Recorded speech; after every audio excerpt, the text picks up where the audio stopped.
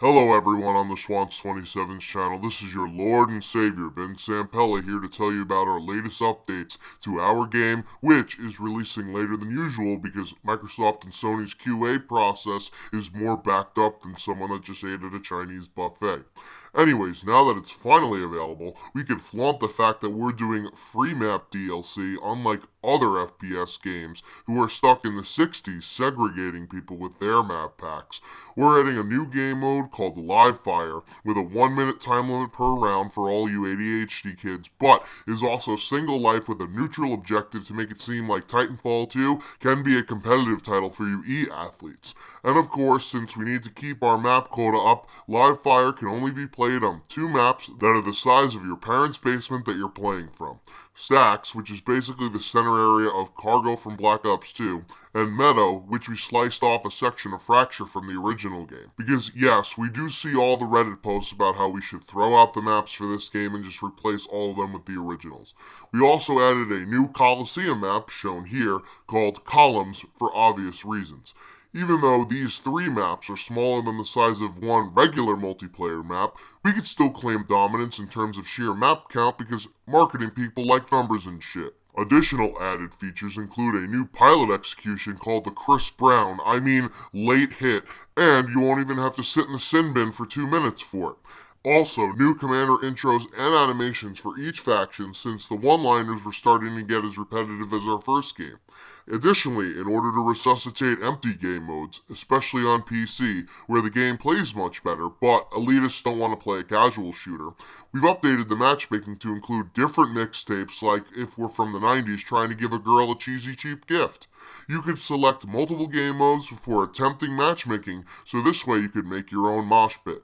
Now on to the fixes, as we've finally made the Holo pilot not behave like all the other stupid AI we have in the game by making it actually wall run, not crash into ceilings, and not run into dome shields. In other AI related news, the Reapers have been nerfed with a max range cap, and pilots will also do more critical hits to them, thus making them now less annoying than Nicki Minaj's voice. More on balancing, the Tone Titan has once again been nerfed with a salvo core damage reduction, projectile reduction on his main 40mm gun, and an increase in cooldown for the sonar pulse to make that 3-star difficulty not a running joke. Hell, there's an entire subreddit, Watch Tone Die, dedicated to celebrating Titan killing. Other Titan tweaks include buffs to Ronin and Northstar to increase the dash rate and remove the damage drop-off for her flight core in the latter. Yes, it says her in there. Stop assuming gender, you bigot. Anyways, this tweak makes Flight Core more like Salvo Core since we copy-pasted the animation, but somehow not the stats from the core ability. We also enhanced the Scorch primary weapon to show the projectile path because apparently idiots can't figure out how to target properly, and fix the splash damage on the Ion Vortex shield because it was still too damn high like Jimmy McMillan. Lastly on Titans, the nuclear ejection will no longer fill your Titan meter, so you won't get rewarded with another Titan right away after using a newbie booby death streak-like ability. We also did some pilot weapon balancing as every camper's favorite gun, the Devotion, was nerfed with a long-range damage reduction and increased recoil, so this way you can't sit on a roof and spray around like a garden hose. The Hemlock also caught a nerf to its damage, so you can't one burst to the body anymore like the M16 from Modern Warfare Remastered, and should make this weapon completely useless on PC, while it actually makes a difference on console, but we're far too lazy to make platform-dependent fixes. The Craybar can no longer be shot in a semi-auto manner if you do timed reloads, thus acting like a jitter mod without actually shelling money out for one.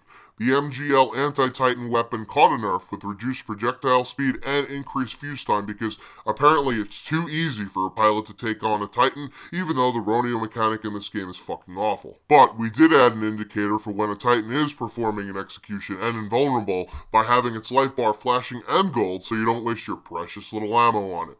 We also did a bunch of bug fixes, including one that we introduced with the last patch where the game would crash when selecting Titans that were unlocked with credits, causing you to not pick your favorite Titan. Something we're going to have to come to terms with. Oh, there's a problem processing game logic. What the fuck, man?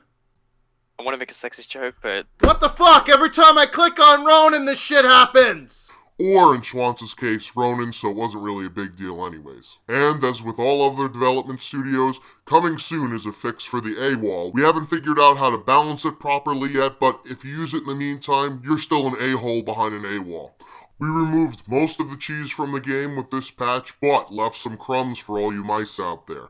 To show our appreciation for putting up with the bullshit for so long, we're going to be doing a double XP weekend starting Meow, but not raising the level cap yet, so you can continue to stare at those elusive Gen 15 unlocks. Oh, and we also put in the patch notes that an elusive Nessie has still not been found, last seen in the mission Blood and Rust, as we did put Easter eggs in our game, but unlike the Battlefield's community which solved their Easter egg by using Morse code and then 5 different ciphers to translate the jumbled text that takes hours to do, our community would rather just play the fucking game.